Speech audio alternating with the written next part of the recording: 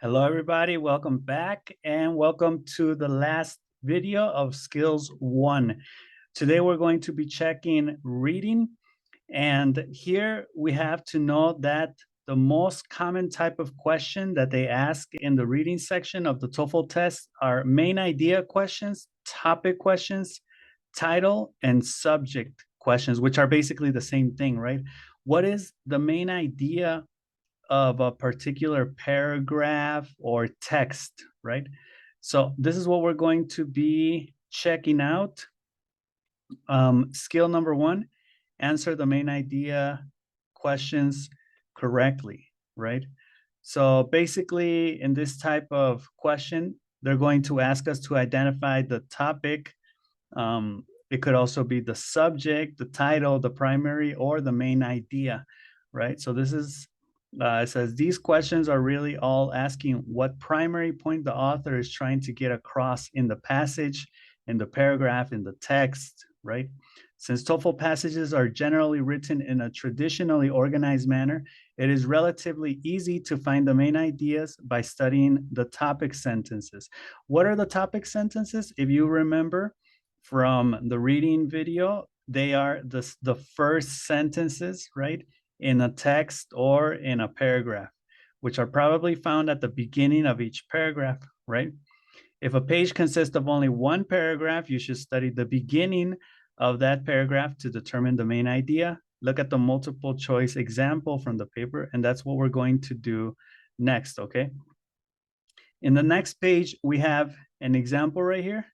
So I want you to read this and then look at the questions, look at the possible answers, and tell me why D is correct.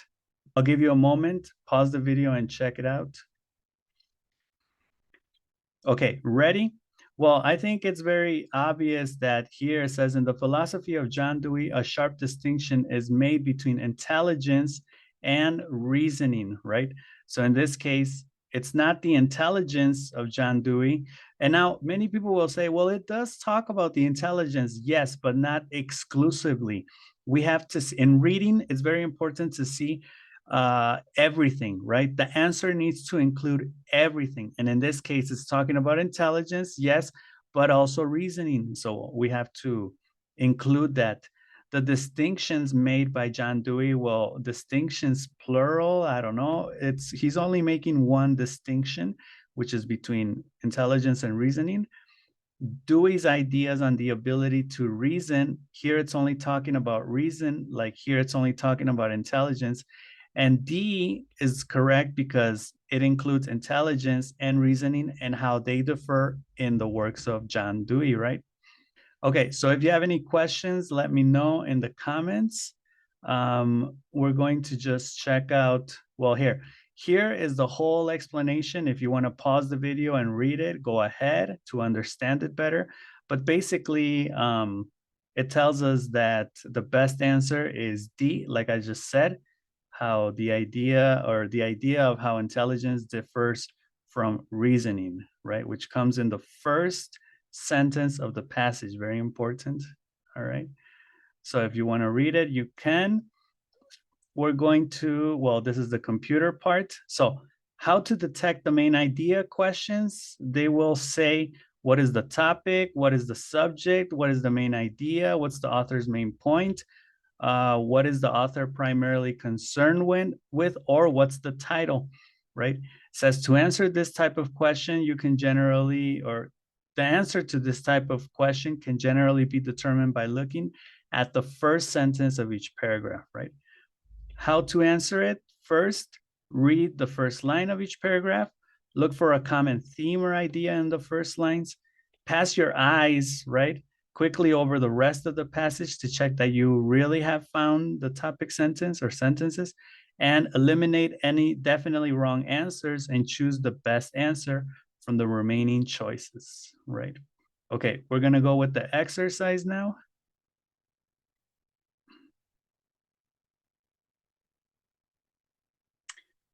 Okay, so we're doing passage 1.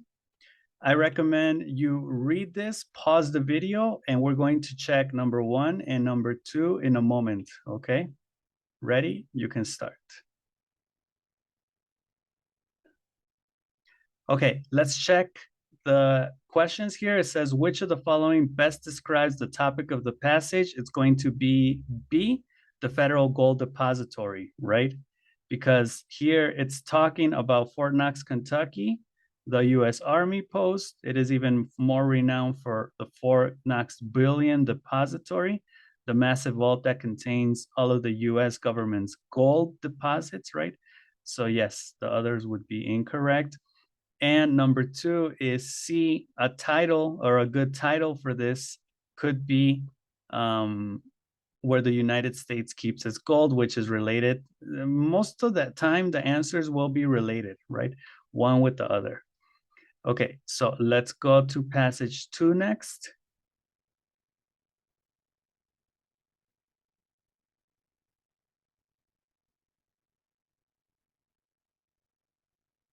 Okay, so now we're doing passage 2. So the same thing, read it, please, and answer these questions, and we'll check it in a moment, okay?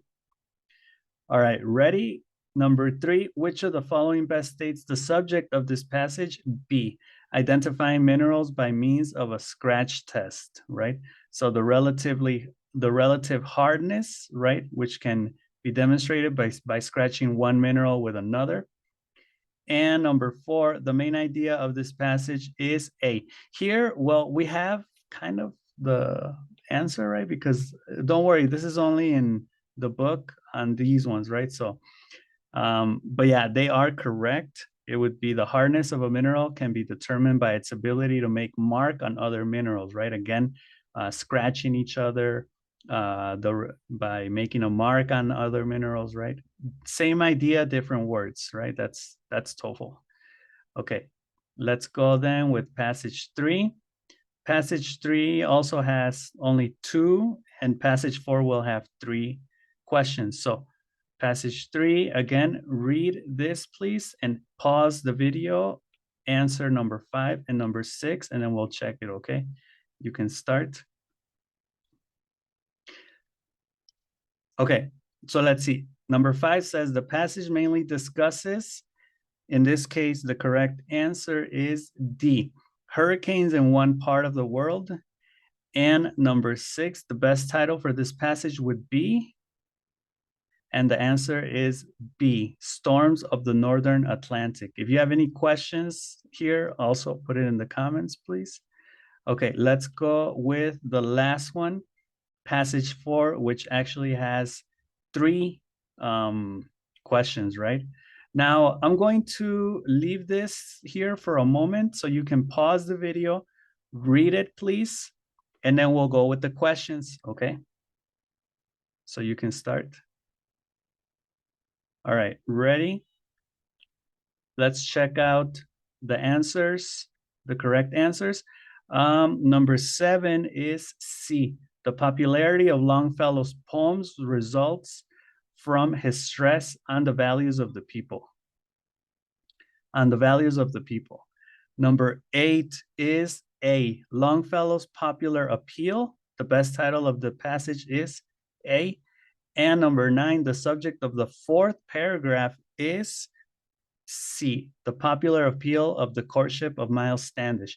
If you have any questions on this 4th passage, just know that yes, it's talking about the author and his texts, his poems, but his narrative, but also how it relates to the times, right? The popularity he gained during those times, okay?